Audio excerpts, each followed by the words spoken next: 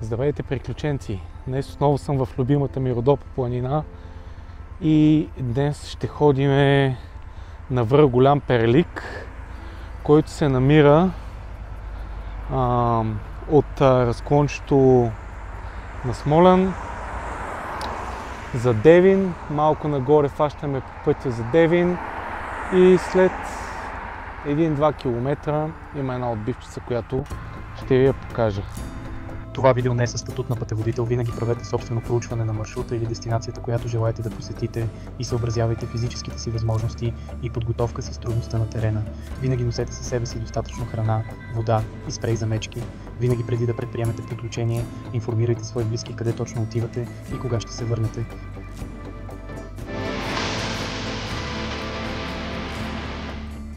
И както си карате по пътя, стигате до ето тази табелка, на която пише Перелик, и тук завиваме в ляво, тук е параклетчето и нагоре там по асфалтовия път продължаваме.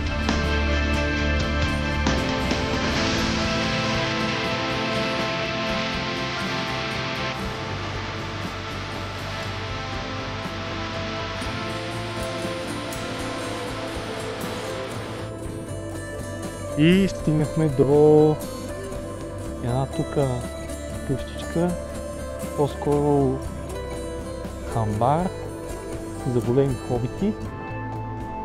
Тук има едно кръгло, оставихме на него колата и продължаваме надолу. Пеша има още малко асфалтов път, след което пътя става черен. Ние решихме да оставим тук колата и продължаваме надолу.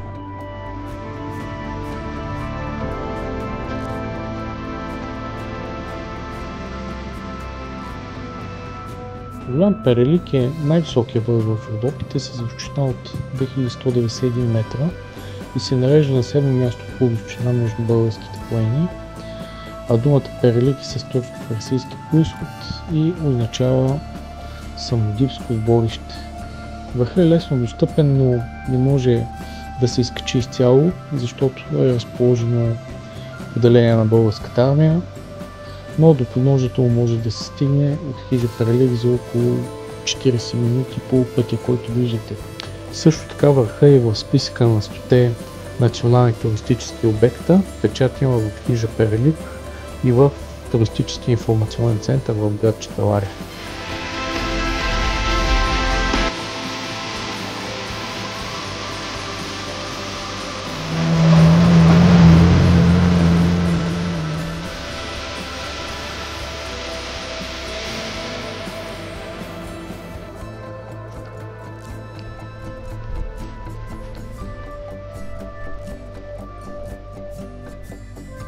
Вървиме вече около 15-20 минути.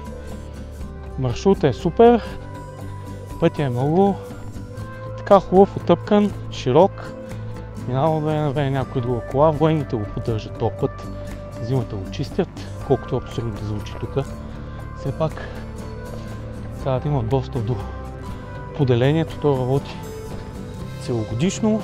Преди да продължим, давайте един лайк и се абонирайте за канала с камбанката за още такива готини видеа.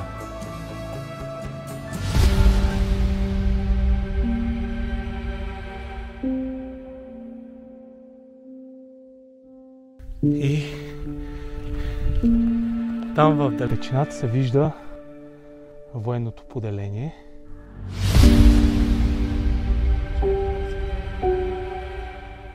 Което е забранено за достъп.